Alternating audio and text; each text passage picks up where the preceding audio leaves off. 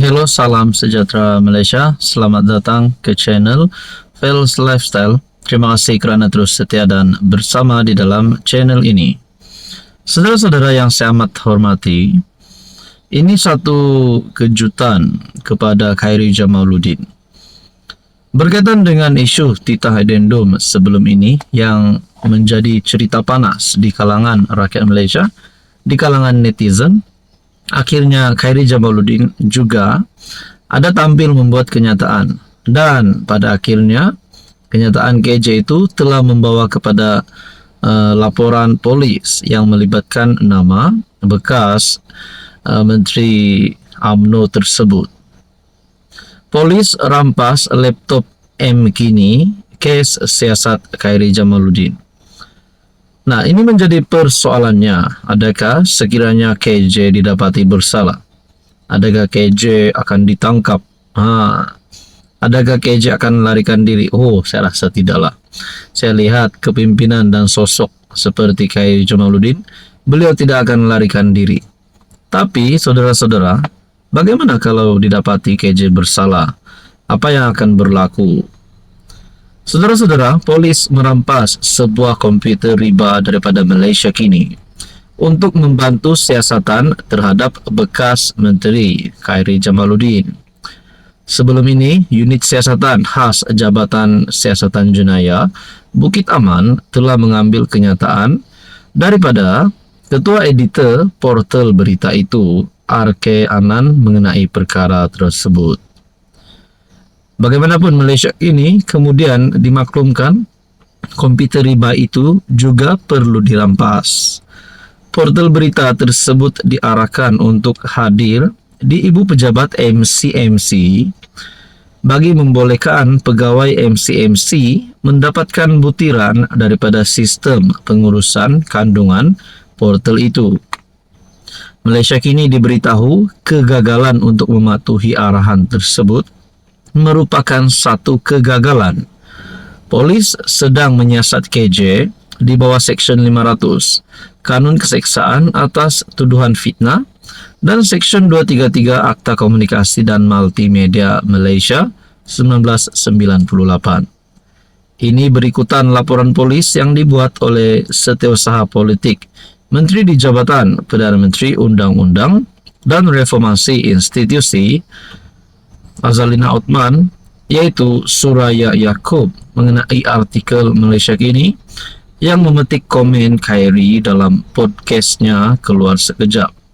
Khairy berkata, isu titah addendum yang melibatkan bekas PM Najib Razak telah mencetuskan krisis kepercayaan dalam UMNO. Dia memberi bayangan Azalina terlibat menyorokkan titah addendum. Berbalik kepada UMNO, ini menteri kena jawab kenapa Menteri UMNO bersubahat menyorok addendum ini. Ini Menteri Undang-Undang, apa nama dia? Azalina Othman Said, katanya. Dalam laporan polis, Suraya mendakwa berita itu palsu dan mencemarkan reputasi Azalina. Polis juga telah mengambil kenyataan daripada Khairy berhubung perkara tersebut. Saudara-saudara, apa yang akan berlaku selepasnya? Kita nantikan saja. Hello, salam sejahtera Malaysia. Selamat datang ke channel Fels Lifestyle.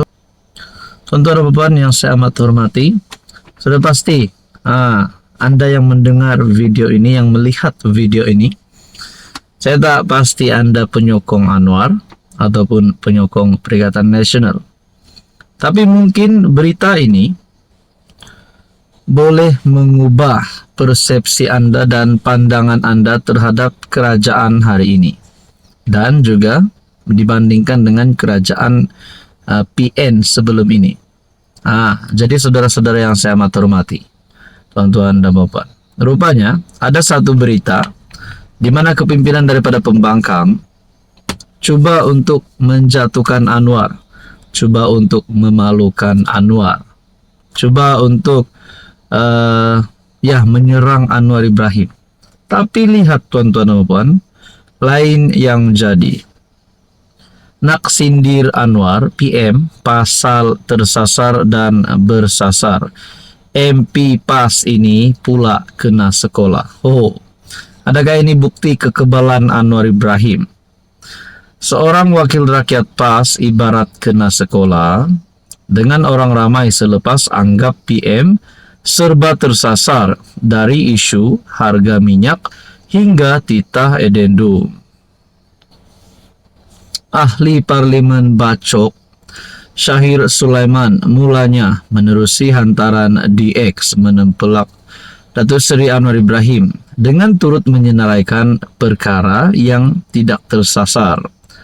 PM bukan Menteri Keuangan, tersasar. Turun harga minyak, tersasar. Tol percuma, tersasar. Titah edendum, jauh tersasar. Yang tidak tersasar, di NEE, dilepas tanpa dibebaskan, kes rasuah siasatan 3R. Itu kaedah bersasar, sindir Syahir. Rata-rata membidas kenyataan.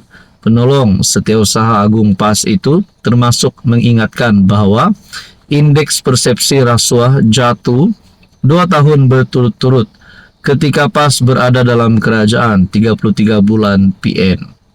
Malah, ada yang menyindir PAS apabila MP Kepala Batas Siti Mastura pada 22 Januari membayar sebanyak 830K dalam bentuk ganti rugi dan kos guaman termasuk faedah kepada 3 pemimpin DAP.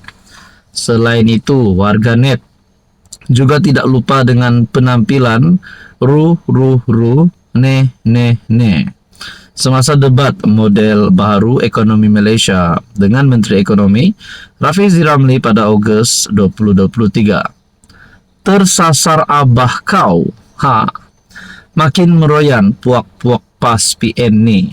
Kalau PMX bukan Menteri Keuangan, takkan tahu penyelewengan dibuat PN. Masa jadi kerajaan, harga minyak setakat hari ini masih kekal RM2,05.